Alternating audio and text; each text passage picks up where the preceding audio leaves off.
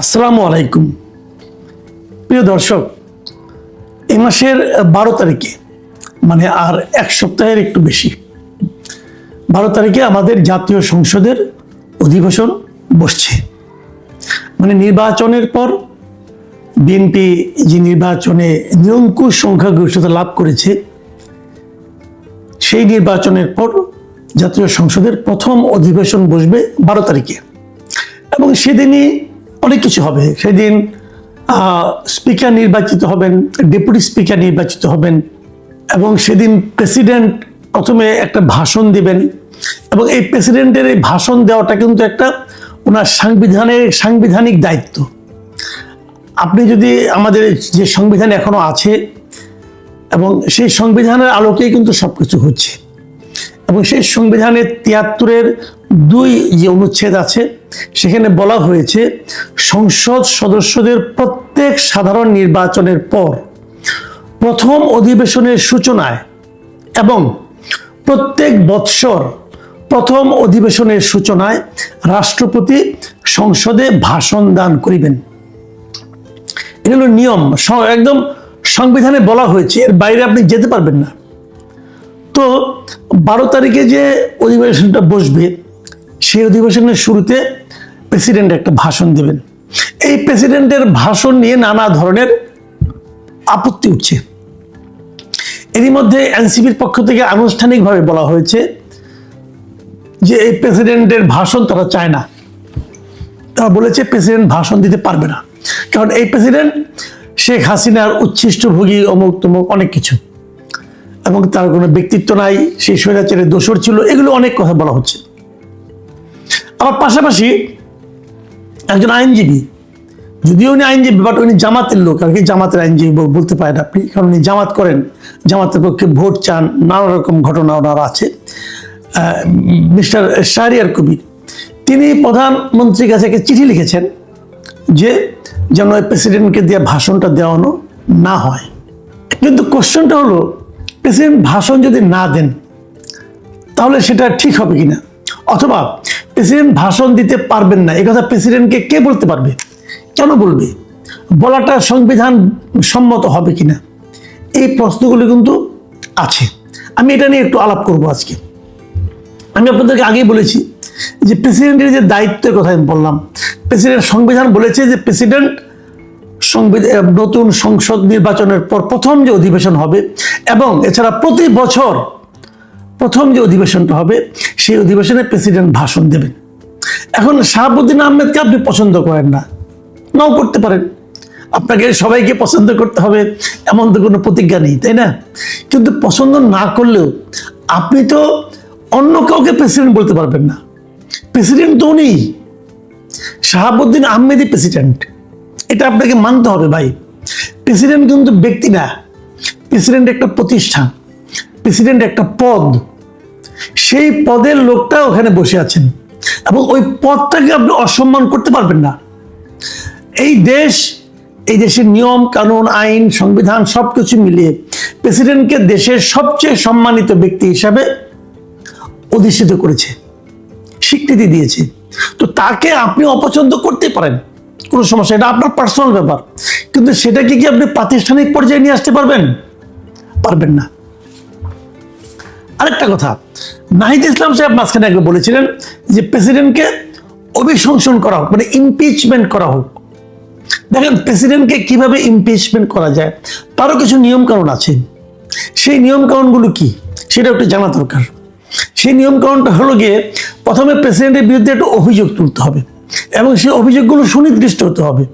ওনার যদি কোনো নৈতিকতার স্খলন ঘটে, ওনার যদি মস্তিষ্ক বিকৃত হয়, এ ধরনের কিছু ঘটনা আছে যেগুলোর মাধ্যমে উনি আর প্রেসিডেন্ট থাকার যোগ্য নয় বলে যদি সংসদ মনে করে, তাহলে সেই সংসদে ওনাকে অপসারণের জন্য একটা বিল উঠবে এবং সেই বিলে 2/3 সংসদ সদস্য যদি ভোট দেন যে উনি প্রেসিডেন্ট থাকতে পারবেন না, তাহলে উনি প্রেসিডেন্ট পদ থেকে অপসারিত হবেন।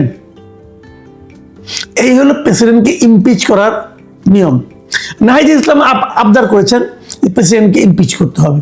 তো নাহিদ ইসলাম যে দলের নেতা, সেই দলের মোট সদস্য হলো 6 জন। এবং উনি যে জোটের নেতা, সেই জোটের সঙ্গে তাদের সবগুলো মিলিয়ে সংসদ সদস্য হলো ৭৭ জন। তো ৩০০ সাংসদের যে মানে আপনার অধিবেশন, সেখানে তো প্রেসিডেন্টকে ইমপিচ করতে হলে ২০০-র বেশি ভোট লাগবে। তা আপনারা তো ৭৭ ভোটের মালিক, অথবা আপনি ৬ ভোটের মালিক, তো আপনি ইমপিচ কিভাবে করবেন? করেন না, আপত্তি তো নাই, পারলে করেন, কিন্তু তার আগে আপনাকে তো ওনার নৈতিক স্খলনজনিত একটা অভিযোগ তুলতে হবে। সেটা কি? বিষয়টা হলো যে গত ২০২৪-এর ৫ই আগস্টে যখন হাসিনা সরকারের পতন হলো, পতন হওয়ার পর থেকে দেশ চলেছে ইচ্ছা স্বাধীন মতো। যিনি ক্ষমতাধর, উনি যা ইচ্ছা করেছেন তাই হয়েছে। সেটা সংবিধানে আছে কি নাই সেটার কোনো তোয়াক্কা হয় নাই। কেউ বলতে পারবে না এটা সংবিধান আছে কি না, এই প্রশ্ন কেউ করছে। এই প্রশ্নগুলি কেউ উচ্চারণ করলেও সেগুলি কোনো গুরুত্ব পেত না। ইউনূস সাহেব যা মনে করতেন তাই হতো। ইউনূস সাহেবের সঙ্গে যারা ক্যাবিনেটে ছিলেন তারা যা মনে করতেন তাই হতো। সংবিধান মানলেন না, কোনো সমস্যা নাই। এই নাহিদ ইসলামকে বলতে শুনেছি আমি, সংসদ, উনি একসময় উপদেষ্টা ছিলেন, উনি বলেছেন যে উনি বঙ্গবন্ধুকে জাতির পিতা মানেন না। যখন উনি কথাটা বলছেন, তখনও পর্যন্ত কিন্তু সংবিধানে লেখা ছিল যে বঙ্গবন্ধু জাতির পিতা। যে সংবিধানকে মেনে আপনি শপথ নিয়েছেন, যে সংবিধানকে সমুন্নত রাখার প্রতিজ্ঞা করে আপনি শপথ নিয়েছেন, সেই সংবিধানে বলা হয়েছে যে বঙ্গবন্ধু শেখ মুজিবুর রহমান হলো আমাদের জাতির পিতা। আর উনি সেই ক্যাবিনেটের উপদেশে বলেন উনি সংবিধান জাতির পিতা মানেন না বলেছেন। তার মানে ওনাদের কাছে সংবিধানের কোনো মূল্য ছিল না। সেই সরকার চলে গেছে, ওনাদের সরকার প্রধান ছিল, কে আটকাবে, কে বলবে, কে প্রতিবাদ করবে, কোনো কিছু তো ছিল না।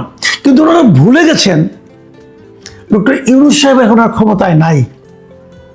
এখন যারা ক্ষমতায় আছেন, মানে বিএনপি সরকার যা কিছু করছেন সংবিধান মেনেই করছেন।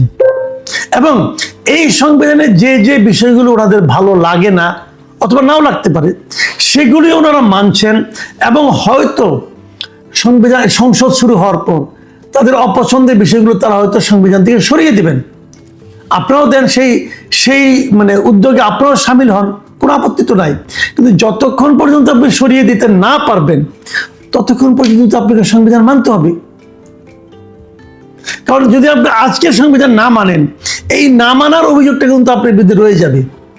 সংবিধান পরিবর্তন হলেও এখন যে আপনি সংবিধান লঙ্ঘন করছেন, এর জন্য কিন্তু আপনাকে আইনের আওতায় আনা যাবে। সংবিধান লঙ্ঘনের সাজা আপনাকে পেতে হতে পারে যদি কেউ চ্যালেঞ্জ করে আপনাকে।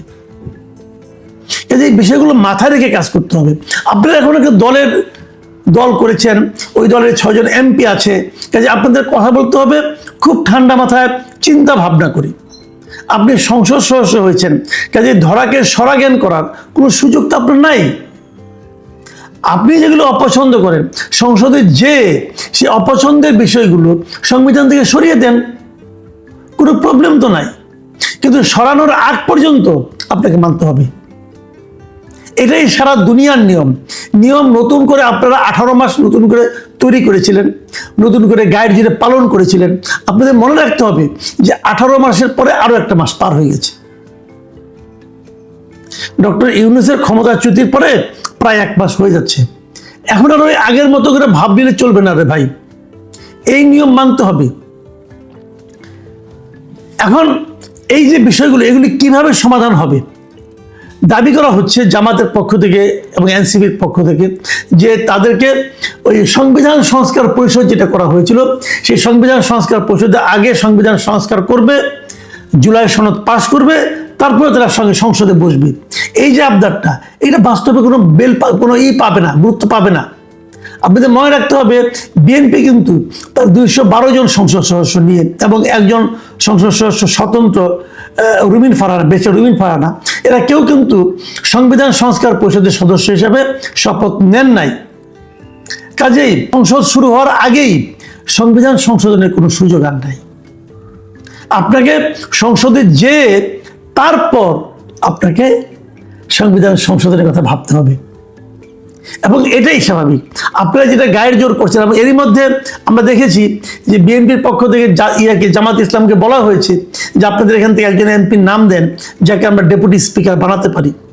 জামাত এখানে শর্ত দিয়েছে, আগে জুলাই সনদ পুরোটা মানতে হবে, এই পুরোটা একটা প্যাকেজ, ওই প্যাকেজ না মানলে আমরা ডেপুটি স্পিকার নাম দিব না।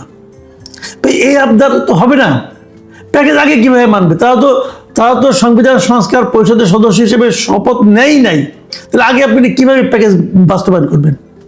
এই প্যাকেজ বাস্তবায়নের এখন একমাত্র পদ্ধতি হলো সংবিধান, জাতীয় সংসদের যাত্রা শুরু হওয়ার পর সেই সংসদে এই জুলাই সনদকে উত্থাপন করা হবে একটা একটা করে, এবং ওই একটা একটা করে উত্থাপন করলে পরে একটা একটা করে ধারা, একটা একটা করে প্রস্তাব, তারপরে সংবিধানের ওই সংস্কারটা করা হবে কি হবে না তা নিয়ে সংসদ সদস্যরা আলাপ আলোচনা করবেন, এবং সেই আলাপ আলোচনার পর যদি তারা মনে করে এটা করা উচিত তখন তারা সংবিধান সংশোধন করবেন। এটাই হতে হবে পদ্ধতি, এর বাইরে আর কোনো পদ্ধতি নাই। যদিও আমি নিজে মনে করি যদি জামাত বলেছে যে তারা ওই প্যাকেজটা পাস না হলে পরে তারা ডেপুটি স্পিকার হিসেবে কাউকে নাম দেবে না, আমার মনে হয় এটাও তারা শেষ পর্যন্ত এই দাবিতে অটল থাকবে না, অবিচল থাকবে না, তারা নিশ্চয়ই নাম দিবে। কারণ নাম না দিলে পরে ডেপুটি স্পিকারটা হারাবে। এমনিতে জামাতের কিন্তু একজন জামাত তো এরই মধ্যে বিরোধী দল হিসেবে আছে, জামাতে যিনি দলনেতা ডক্টর শফিকুর রহমান, উনি তো মন্ত্রীর মর্যাদা পাবেন। আবার যদি তারা একটা ডেপুটি স্পিকার পায়, ডেপুটি স্পিকারও কিন্তু ইকুইভ্যালেন্ট টু মিনিস্টার, উনিও মন্ত্রীর মর্যাদা পাবেন। কিন্তু জামাত দুটো মন্ত্রীর মর্যাদা পদ তারা হারাতে চাইবে, এটা আমার কাছে মনে হয় না। জামাত অত বড় আন্দোলনকারী দল না, জামাত বরং সংসদীয় দল হিসেবে বেশ ভালো করবো বলে আমার ধারণা, এবং যে কারণে তারা এটা মেনে নেবে। তারপরে এখন বার্গেনিং চলবে আগামী কয়েকদিন, কিন্তু সেই বার্গেনিং হয়তো সমাধান হবে। কাজে আমার মনে হয় ডেপুটি স্পিকারের ব্যাপারটা সমাধান হবে, কিন্তু প্রেসিডেন্টের যে দাবিটা, প্রেসিডেন্টকে বক্তৃতা দিতে দিবে না, অথবা তারা ওয়াকআউট হয়তো করতে পারে, আমার জানি না, কিন্তু সেটাও আমি মনে করি প্রেসিডেন্টকে বক্তৃতা দিতে দেওয়া উচিত, খুবই উচিত। কারণ তা না হলে ওই সংসদের যে সৌন্দর্যটা, সংবিধানের যে সৌন্দর্যটা, এর দুটোই কিন্তু ভুলণ্ঠিত হয়। আমি জানি না এই সমস্যার সমাধান অথবা এই বিরোধের সমাধান কি রাজনৈতিকভাবে হবে নাকি আলোচনার টেবিলে হবে, তবে সমাধান হয়ে যাবে বলে আমি আশাবাদী। প্রিয় দর্শক, এই 12 তারিখে সংসদ নিয়ে আরও কিছু কথা আছে, এগুলো আমরা যে জটিলতাগুলো আছে সেগুলো নিয়ে আমরা আলোকপাত করব।